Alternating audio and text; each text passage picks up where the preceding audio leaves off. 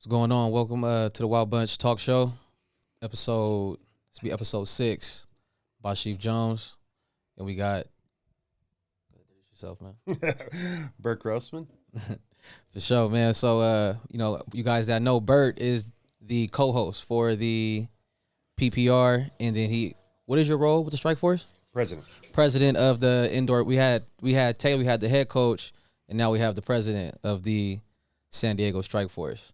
So we want to bring you on here to, let the people let the people get to know you a little bit. For the people who don't know, what I'm saying, get behind the scenes a little bit about you. So thanks for coming. You reached out. You, man. Anything for you. Appreciate it. So growing up in Philadelphia. Yeah. Philadelphia. How was it growing up out there? From here, night and day, I would say. It's different out there. We talk, we have 3 Catholic schools, basically. I went to a Catholic school in Philly, and there was 17 or 18 probably. So we had our own league. We didn't, preseason we'd play other teams, but we pretty much had a Catholic league, 2 divisions, championship, played at Veteran Stadium at the time, which is kind of like Qualcomm here. It's gone now. It's Lincoln Field. But it was cool. I remember my sophomore year, we played in the championship. Rich Gannon was the quarterback for St. Joe's Prep. We beat them. Then my senior year, we lost in the championship again. But it's a different city from here, absolutely. I think everybody knows that. For sure. So did you play DN in high school? I did. We only played one way. Didn't have to go both ways. Played defensive end the whole time. So you had to have a pretty deep team then, right? You know what, man? I mean, looking back, or they just didn't want to do it, or y'all had that privilege to do it. Your coaches just didn't believe in it. Our coaches were trash. I should say. I hope they don't watch this. I mean, at the time, coaching in high schools come so far. It's not even. I mean, it's not even on the same planet anymore. I mean, we ran like a wide tackle 6, so I was the number 1 defensive lineman in the country, and still, I had to be in a 4-point stance, and my first step had to be a lateral either way. I couldn't go upfield. I couldn't do anything. Wow, okay, yeah. So it was like this wide tackle 6 that Bobby Ross was running at Maryland at the time. So you'd be in a 4-point stance, so you couldn't get off anyway. And then you either the call defense was you lateral step right or lateral step left. So, I mean, at the time you didn't know how trash it was. Pretty much taking up space. Yeah. I mean, you were just playing the run and just taking up that space. Exactly what you're doing. I got you. So you said you were the number 1 D lineman coming on? In high school, yeah. Okay. I was like 20 overall for player. Okay. So how was your recruiting process? It was crazy. I wish they had an NIL at the time. But it was. It was weird for me because I did track too. So I was All-American in both sports. Okay. So I got recruited for track. What events? Probably track? just a shot put. Okay. So I did that just as. I mean, track recruiting is a lot different than football. So it wasn't at that level. But when you go there and you see the track team and then you see the football team at these schools, it's just the way you're treated. You realize you're not going to do track anymore. But it was pretty crazy. The craziest for me was probably Temple, which was in the city and maybe 15 minutes from my high school. So Temple would be at my school literally every day. I mean, I saw 2 coaches get in a fight at my school over who was going to get to, your one time when you get out of class, who was going to, I mean, you get the $100 handshakes at every visit. But we had Bruce Arians, was actually the coach at Temple at the time. So got to be real close with him, but I didn't go there. I mean, I liked Philly. It just wasn't. I didn't want to stay home. That was the issue. Okay, so what were your top 3? You know what? It wasn't even. It was. God, what was my top? I went to Georgia. I liked Georgia. I visited Georgia. Visited Ohio State, and probably at the time West Virginia. West Virginia was really good back then. Yeah. They had like Hostetler. I don't want to age myself, man. I'm old. Got you. But they were. I mean, even when I was at Pitt, I want to say my senior year, they played in the national championship. West Virginia played Notre Dame. Didn't really like Notre Dame. Didn't really like Penn State. Yeah. I mean, I grew up in the city, so I wanted to go to a city school. And there wasn't a lot of real good city schools at the time besides Pitt. They just happened to be in state, and I liked it there. I mean, no offense to Rod, but man, I went to Georgia. I couldn't live down there. I went to Athens for that weekend, and it's cool. I mean, you're God down there, but I could not live down there for 4 years. Got you. So you choose to go to Pitt. Who's your head coach out there? The time it was Foge Fazio, and then it was after that it was Mike Gottfried.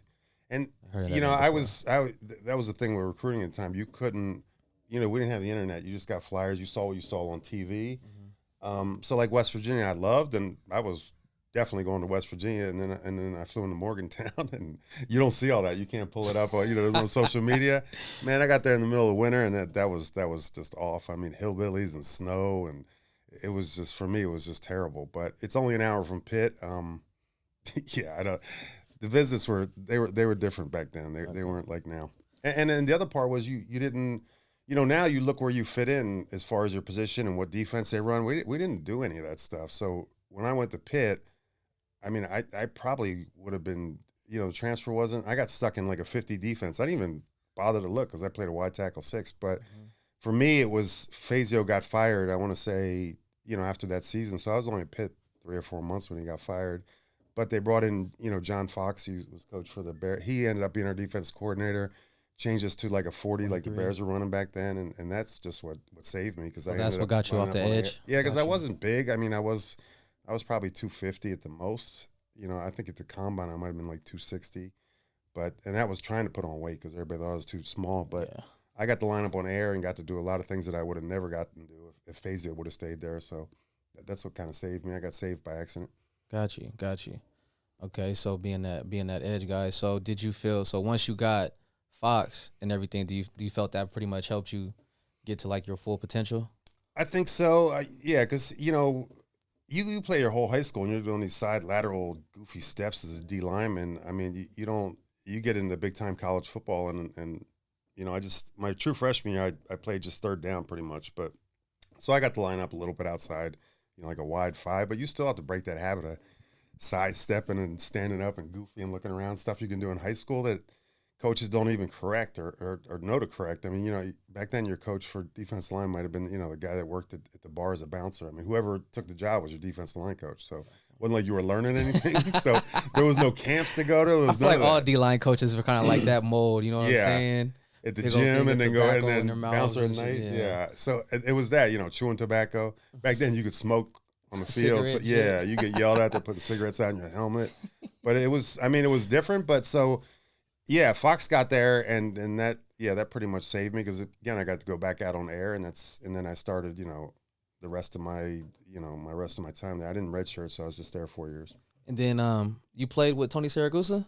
I did. We came in together, same class, and then he was my roommate for, say, the first 2 years. First 2 years, he was my roommate. Then he got hurt. He blew his knee out. Tony wasn't big when he was at Pitt like he was later on. He was probably...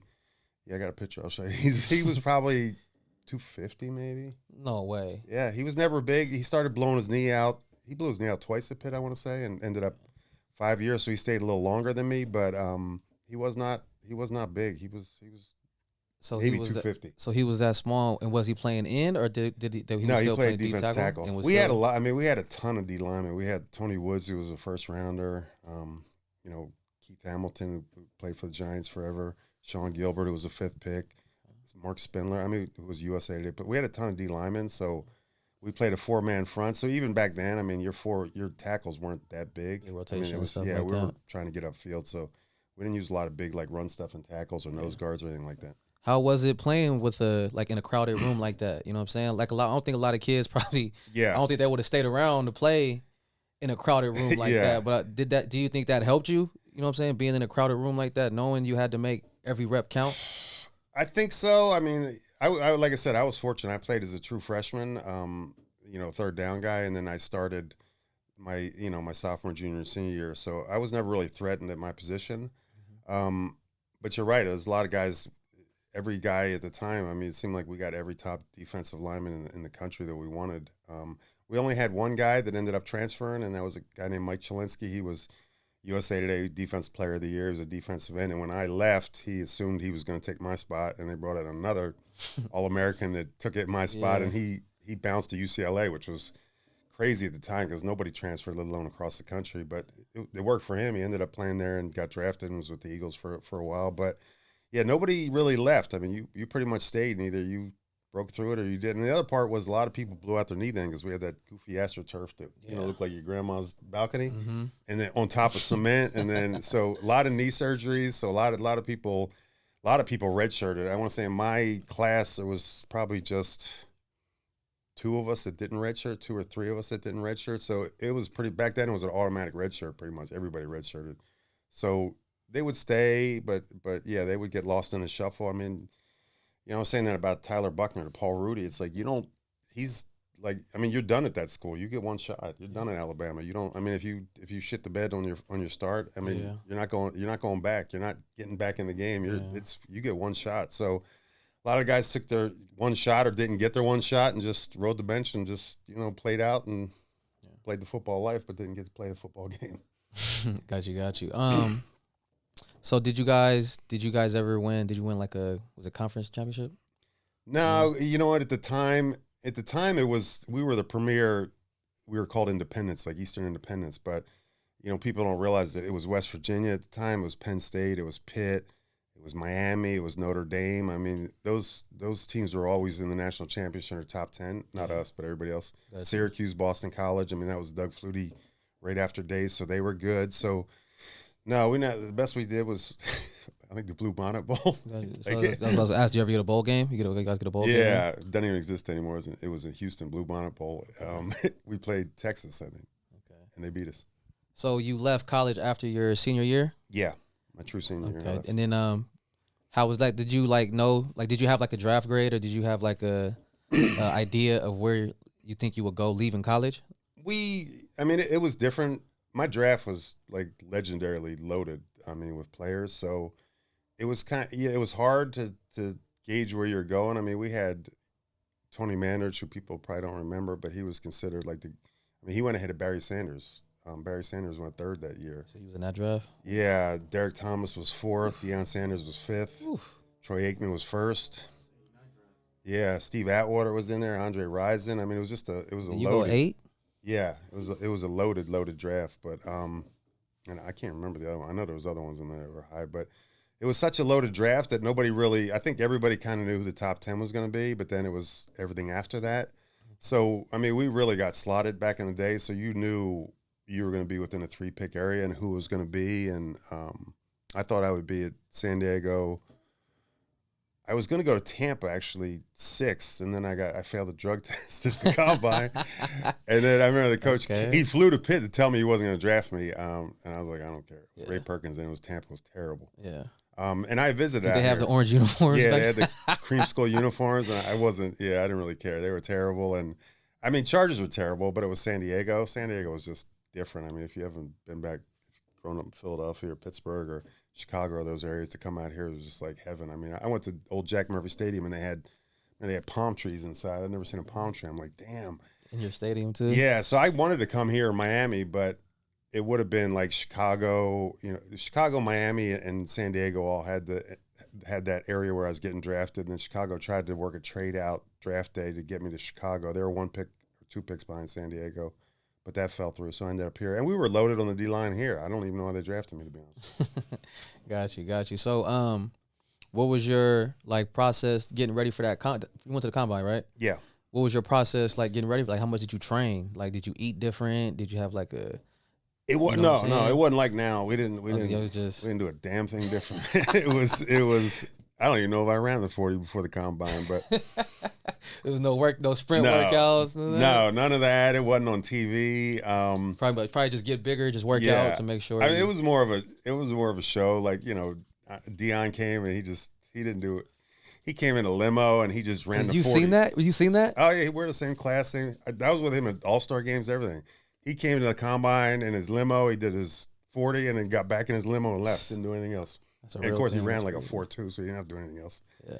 But, yeah, it was different. Nobody trained, really. I mean, maybe the lower guys, there was 12 rounds in, so maybe the lower guys that didn't think they would get drafted were training. I never did or saw anybody training. Gotcha. I mean, if we trained anything, it was, you would get on the bench because if you're a D lineman or lineman, you got to do that 225. You don't want to do it twice. Yeah, you knew you had to get ready for the and bench. Get clowned, but never with speed coaches and the stuff they do now. We didn't do any of that stuff. Got you. What was your favorite pass rush move? Did you have a go-to pass rush move? You know what? The one thing we did at Pitt that was different, and I think helped me out, helped a lot of people out. We had we were probably one of the first colleges to start, using our hands a lot. Everybody's like, do a rip move and do a club move and everything that tangled you up with an offensive lineman. They were teaching back then. It was just, if you're stronger, you'll dip your knees and use leverage. But if you're basically setting a rip move and you're outside, you're just tangling up with the offensive lineman. That's what they wanted. So we started working. They would bring these karate guys in, and we would do hand stuff all the time, and leverage and hand stuff. So I pretty much was doing that. I lived off that because nobody else was doing it, and I was smaller, and I had these great stats, but I don't think anybody. If I played now and everybody's doing that, I'd probably be like an 8th rounder and be one of them dudes on the bench, to be honest with you. Come on, man. Don't say that. No, I'm telling you, it doesn't. Man, I think I was here 5 years or 6 years. I got hurt my 6th year, and I still had 45 sacks in 6 years or 5.5 years. And if I went out now, you look at the guy, I wouldn't have any. The older dudes always say, oh, you couldn't have played in the 90s. You probably couldn't have because you get your head. It was much more violent. Yeah. But skill-wise, it's not even close, man. Coaching, not even close. Skill-wise, not even close. Not even close. The only thing it was more entertaining because it was more violent. Got you. So as a DN, I always have this question, and now you're a DN, so I got to ask you, what I'm saying, professional and everything. Would you rather, you see a counter, would you rather box it or spill it? No, I'm spilling it. Like spilling it? Yeah, I don't. Okay. Yeah, I could. I used to love, even now I can watch high school, and if DNs just looked at the blocker in front of them, they tell you every single play. They will not look. They're always looking like at the ball or at the quarterback. If you just looked at the tackle, you could see every down block, and you could just blow that up at the center. You could blow it up anywhere you want if you just looked at it. Look, but there's J Money, Casa, look, this is not just me saying this. This is a professional saying this, so you ask any offense coordinator what they'd rather. They don't want that. They want that shit to go up inside. They don't want it blown up out. Especially if you're Lincoln. I want something going side to side with all the speed. I don't want any going up the middle. I'll be trying, man. I'll be trying, man. No, let's blow up and make it go sideways and let all that speed take it. Bet. All right, so how we talked. You was first round, 8th overall pick, San Diego Chargers. I was looking. I seen first 2 years you started off pretty hot, double-digit sacks. Why do you think you was able to get off so early? Like get off to such a good start. Same at Pitt.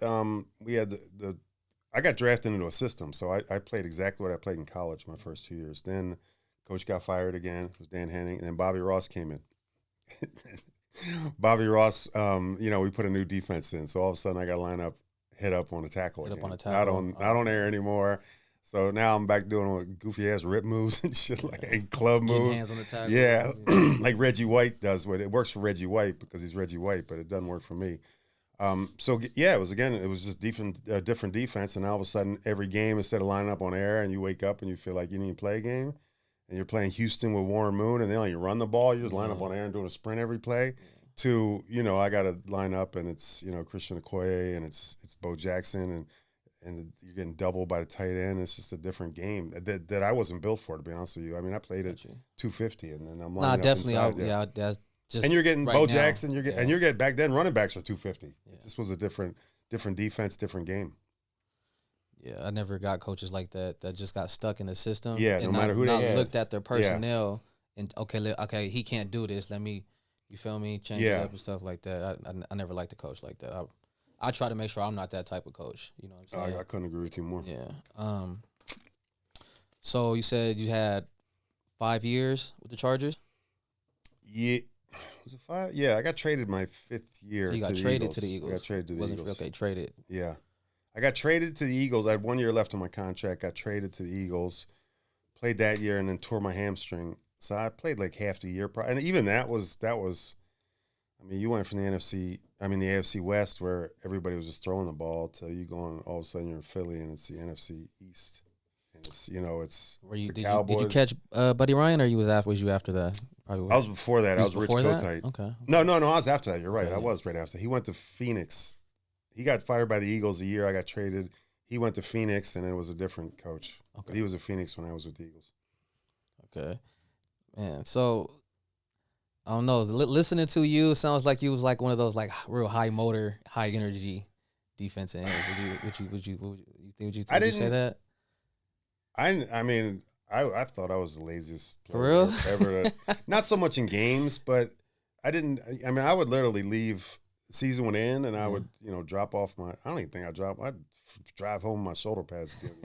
I wouldn't do a thing till training camp. I wouldn't even break it. You was pretty much ready to play the game. He was a gamer. Lift weight. I didn't do anything, and then back then it was a little different. You used camp to get in shape, not like now where they come into camp in shape. It was you use camp. I came here. It was just different. I came here my first year, and it was halftime, and dudes were smoking cigarettes, players, at halftime. And I'm like, man, this is different. So, players were smoking cigarettes, and this wasn't that long ago. This was the 90s, and it was still happening. That's crazy. Yeah, so nobody was really, the only people that seemed like, you get freaks like Junior Seau he would constantly be working out. Yeah. But there wasn't a lot of those guys. So you're able to play with Junior? Yeah, he got drafted the year after me.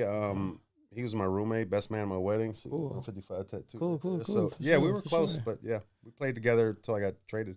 But he was a year behind me. For sure. So who would you say is your top 5 teammates? Pro, college. In what respect? Like to go out and party or just Junior. I would say vibe Junior. With? You feel me? Who was your top 5 teammates? You feel me? However you want to put it. Through college, everything. Yeah. Remember Iron Ed Hayward, the running back? I've heard that name before. Yeah, him. I liked him a lot. Saragusa, I liked. Junior, obviously. Junior was a good teammate as far as friend, but if you played on defense with him, he was he just freelanced every single play, so you didn't know where he was going to be. So I wouldn't call.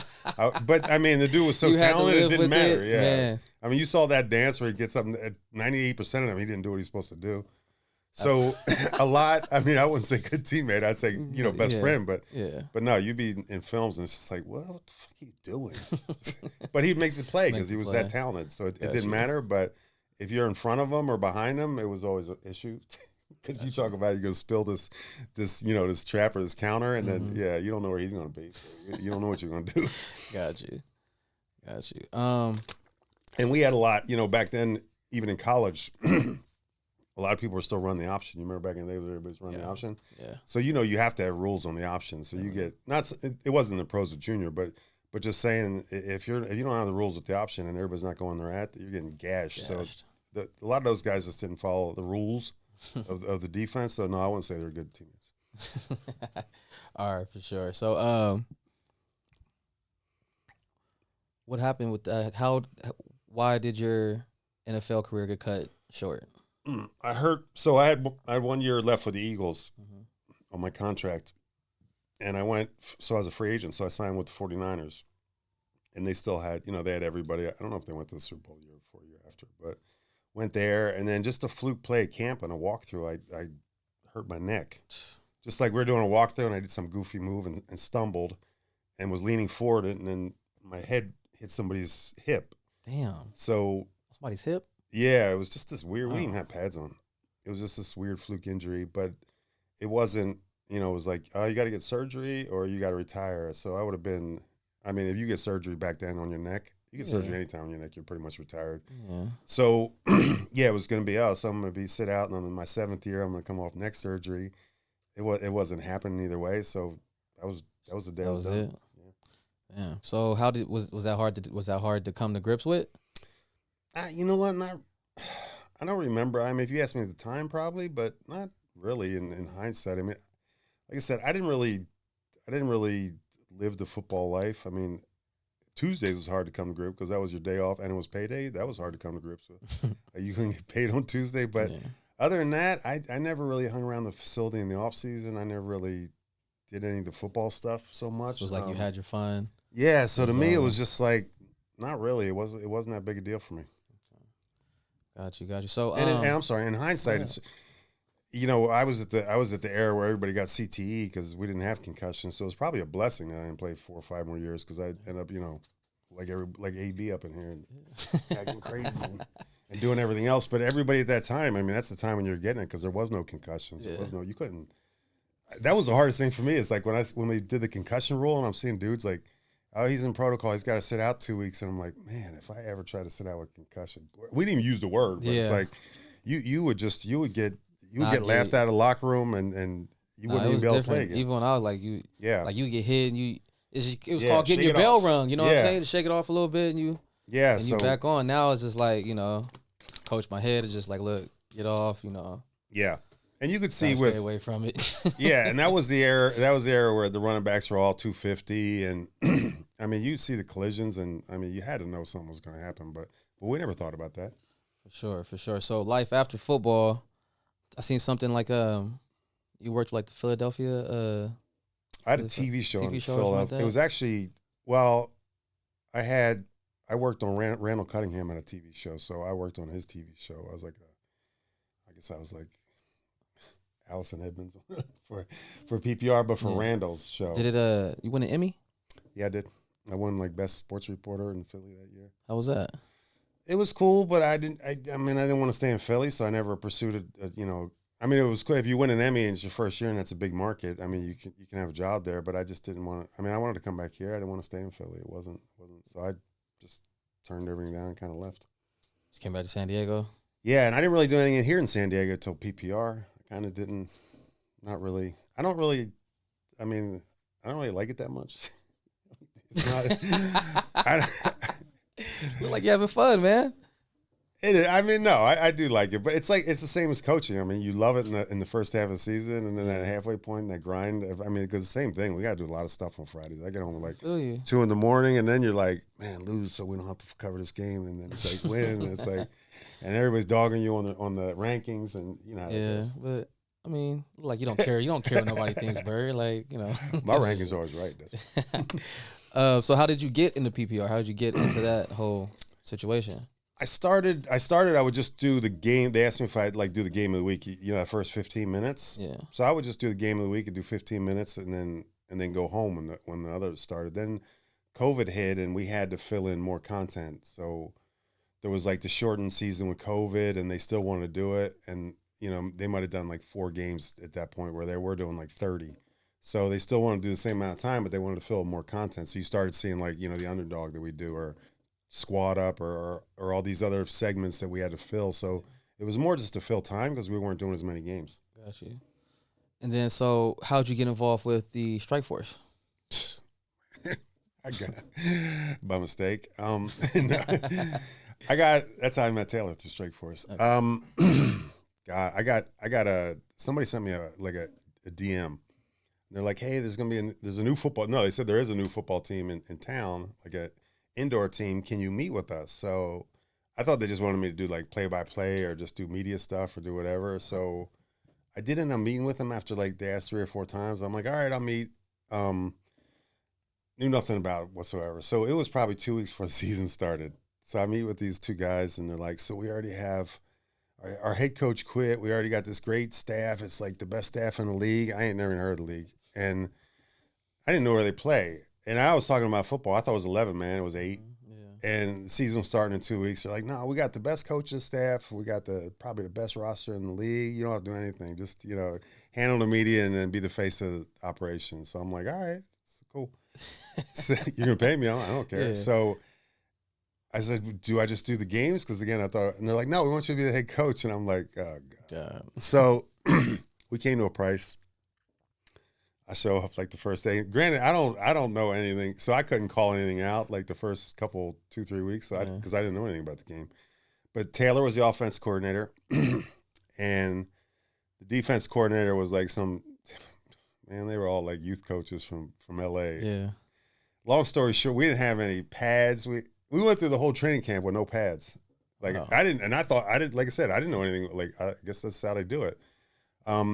We had 2 footballs, I think, because we had on our roster 3 kickers, and they each had 2 footballs. So we got extra kickers just so we can use their footballs. So we had Todd Marinovich, remember the quarterback from USC and yeah, I remember that name. I think I remember that. I remember that name. Yeah, he had some drug problems, but he was one of our coaches. So within 2 weeks, I probably fired all our coaches and probably got rid of 3/4 of our team probably.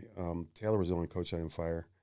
But it was fun. I mean, I wish they had a reality show at that time, because I don't think anybody would have believed it. I mean, the stuff we did or went through, but you travel these little small towns in the middle of nowhere, and it was interesting, but it was fun. But we were terrible. We had a lot of semi-pro players, like people in town. There was no housing.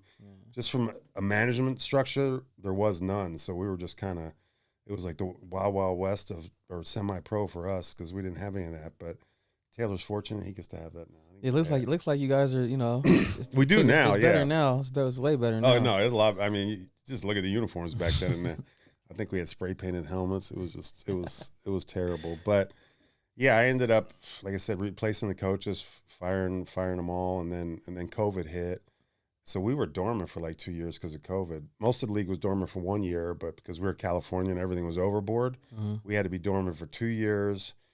They brought in like a new person to run the team, which I did not like. So I stepped away, and it was kind of one of those her or me, and he picked her. So kind of stepped away, and then she was a bigger disaster than the first part. And they called me and Gino back as our GM. More Gino. They kind of didn't want me back, I don't think. But Gino said we're a team. It was one or the other. So we came back because of that pretty much. And that was this year. For sure, man. For sure. So, man, like I told when Taylor was here, man, it's a pretty good product. So if you do have a chance, man, when does the season start again? March. In March, man, when you need something to do, go check out. It is entertaining, though. Yeah, it's very entertaining. Very entertaining. High offense, high action. Catch somebody getting hit off one of them boards, man. It's off one of them walls. It really is. You can sit in VIP and drink that $40 beer too. Yeah, but they treat me well. Man. They treat me well.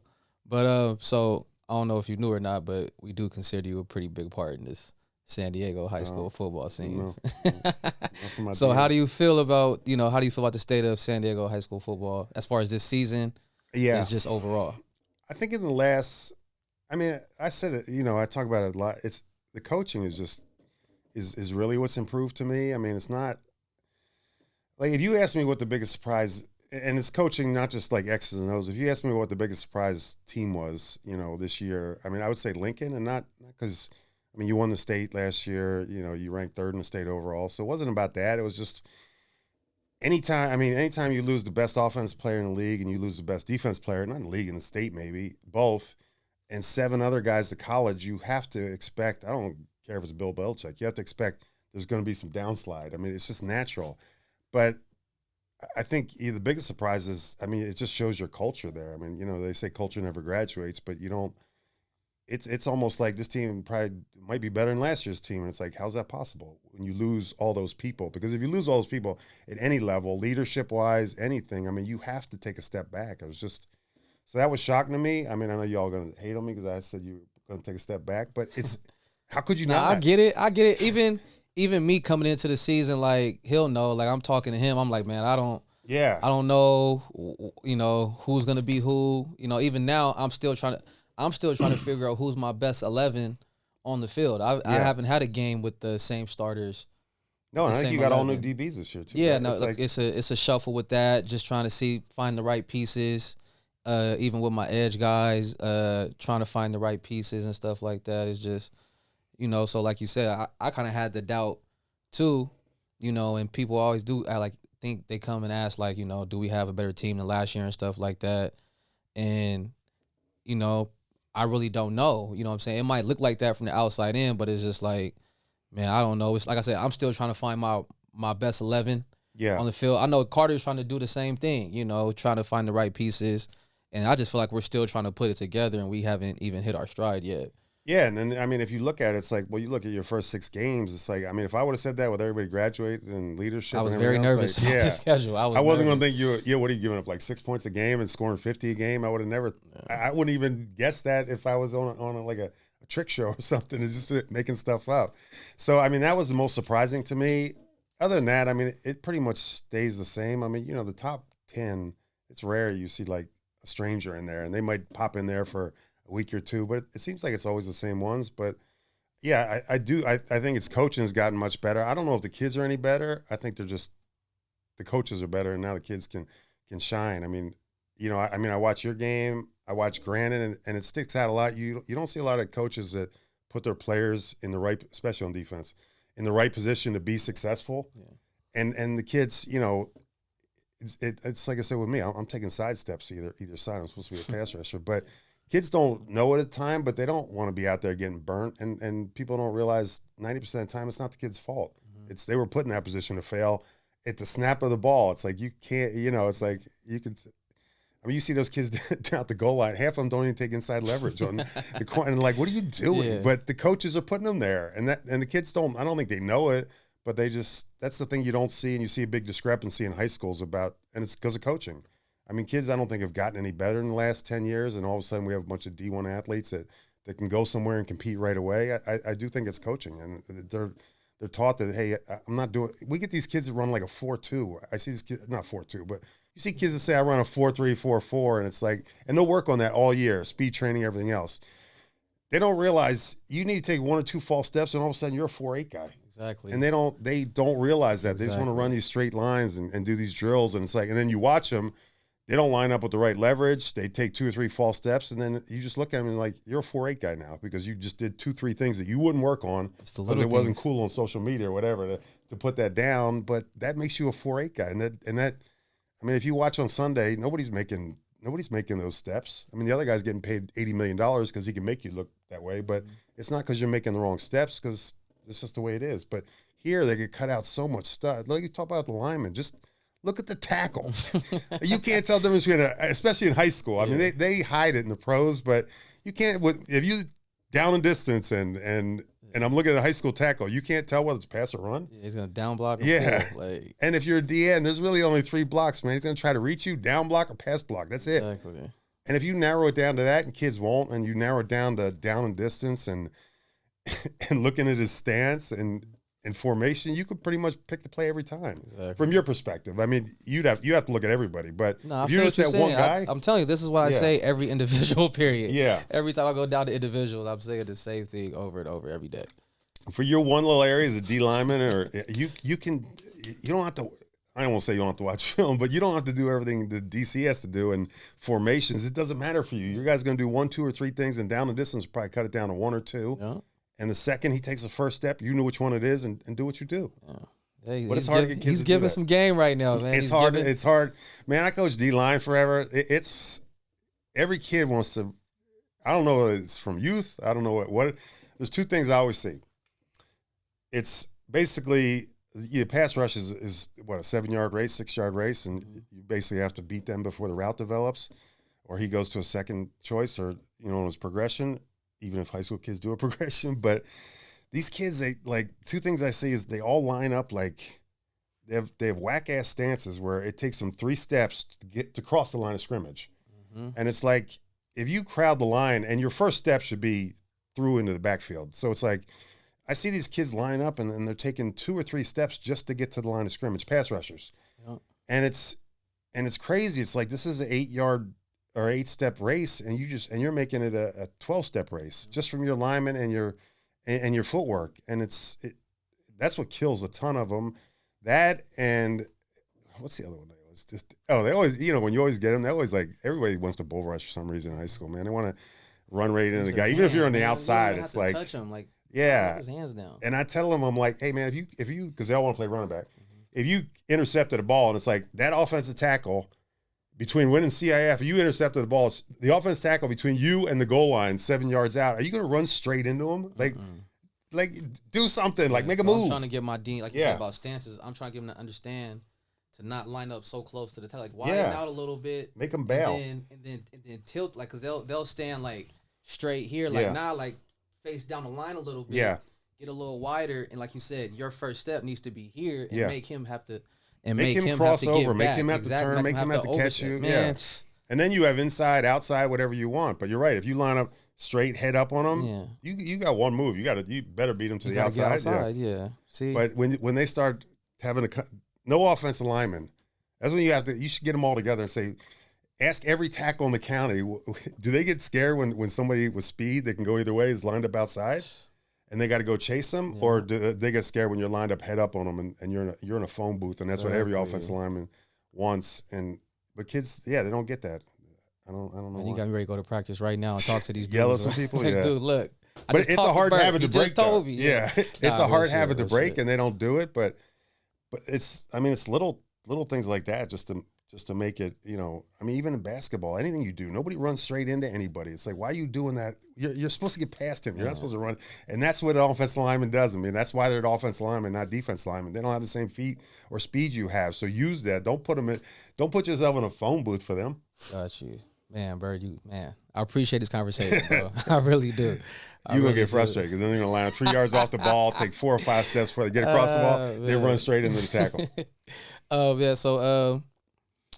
So who do you feel are those open contenders right now? I don't. The same as week one. You think somebody's gonna? Do you think you have a sleeper? Or somebody that's gonna pop in there? Or anything? No, I don't. I think it's gonna be. If you would ask me, it's always it'd be Lincoln, Carlsbad, Helix, and Granite. I still think Granite will. Okay. Well, I mean, there's sleepers, LCC or El Camino but I don't know if what their schedule. Mm-hmm. I mean, the thing about you guys in Carlsbad, El Camino has a pretty good running. Have you seen that running back? Is that the big kid? Yeah, he's pretty cold. He's pretty cold. But again, people don't realize, even if, you and Carlsbad, you guys just schedule different. Cathedral does too, but they haven't been winning their schedule. But you can't, you're automatically, that's why you still see Cathedral in the top 10, a lot of people's thing is because they play everybody. Their schedule is ridiculous, bro. If you give them half the schedule in the county, they're 6-0 too. Yeah. But people don't realize that. And they're like, why is a 1-5 team in there? It's like, well, look at their schedule. They're not. Just to be able to make it through that schedule and still have your team to play in the playoffs is an accomplishment. So people don't understand that. So, conversation we've been having these last couple weeks about playoffs, and it's about trying to get those right teams in those right spots. Mm-hmm. Is how do you feel about having a playoff committee? You think people would agree enough to? I mean, it's never going to be 100% vote. But I think if you have a committee, you at least take the math and the human aspect. And I think if you can come up with the right group of people, whether you want to go, some media, some coaches, some former coaches, I think you would be a good guy for the committee because you're around, around a little bit of everything, you see a little bit of everything, and you're real knowledgeable. I don't think you don't have a biased opinion. So I think you would be a good choice to be on that committee. But how would you feel about that though? About having one? I like it. You know what the problem is when you put like the human element in there, it becomes like youth football. So everybody, you're gonna have Carlsbad and Lincoln, and then every other one's gonna be want to be outside of your bracket or put you two in the same bracket to get rid of one of y'all. And it's like, my uncle's on the committee, and what's he gonna say? Make sure we don't play Lincoln or Carlsbad. That's what.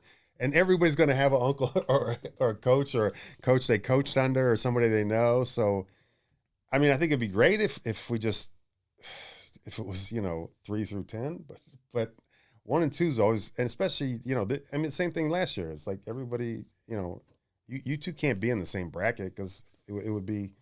Yeah, but even my point, even last year, is I still don't think they got the right 4 teams. I feel like they didn't get the right 4 teams in the open division. And a lot of people, you're talking about Poway, right?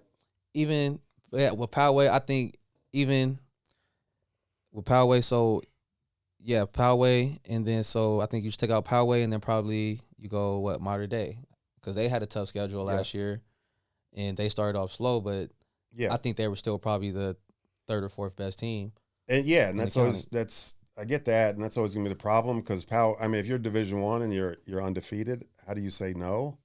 As opposed to somebody that has 4 losses, even though Mater Dei would beat them. But can you explain that to enough people? Does competition matter? I think it matters. Yeah, absolutely. So but can you compare? Can you explain that and sell it to enough parents? If you put in Mater Dei last year and not Poway, how do you? Carlsbad might not make it to the to the Snapdragon. You never know. Stop. You never know, bro. First of all, they got cheated when they played. They did on that 2-point conversion. Yeah, so you never know. Yeah, maybe. But again, and then two, we shouldn't have played Madison back-to-back 3 times. weeks. Yeah, you played them all 3 times, didn't you? We did play them the year before that too. But last year we played them back-to-back. Yeah, weeks. I remember that. Yeah, nobody wanted to see that either. Yeah. I don't know. And then everything we have, every system we have, the coaches vote on, and and then everybody complains regardless. With them. Yeah, I'm not. You know, they voted on it. Yeah. They're going to complain about That's it. what they're going to say. That's all it does. Is we voted on it. But I think if any, maybe a committee just for open. I think you should. I think you should have probably like, 3 or 4 for each division. Just to be fair and get all the divisions right, because I'm sure some discrepancies in not just open, but 1, 2, 3, 4, 5, and I guess they got a 5 AA now too. But going back to the open again. But I mean, it would just be so hard. And I get what you're saying because Mater Dei was better than Poway. But how do you sell that we're Division I? I got the schedule. Yeah, because Mater Dei would be undefeated with that schedule too. Maybe a lot of teams would be with that schedule. So, So I don't know how you sell that. I don't know if it would work. I don't want to be on that committee. Be on that committee.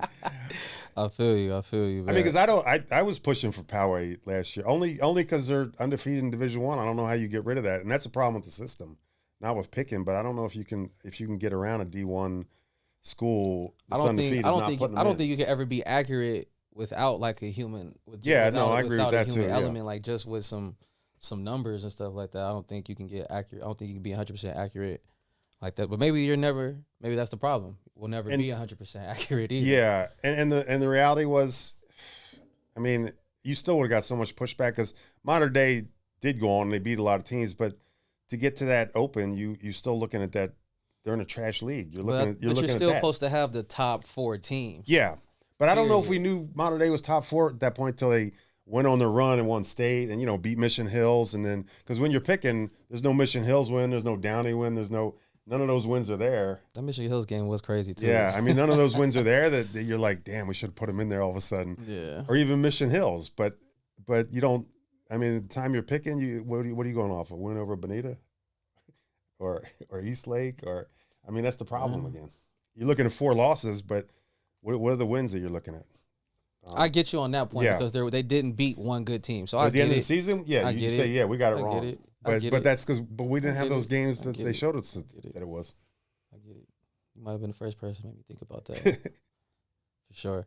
Well, like I said, man, it's your Sunday, so I don't want to keep you too long on your Sunday. I appreciate you for reaching out. You know what I'm saying? Coming through, giving some game with me. You know what I'm saying? Like I said, man, I'm ready to go talk to my DNs right now, man. So I appreciate it, man. Good luck. I appreciate it. Good luck. That's it. You cut me short, man. I thought I was gonna get like 8 hours of this. Shit, man. Nah, 8 hours. But thanks for tuning in to the Wild Bunch Talk Show. Bashif Jones, Burt Grossman. Talk to y'all soon.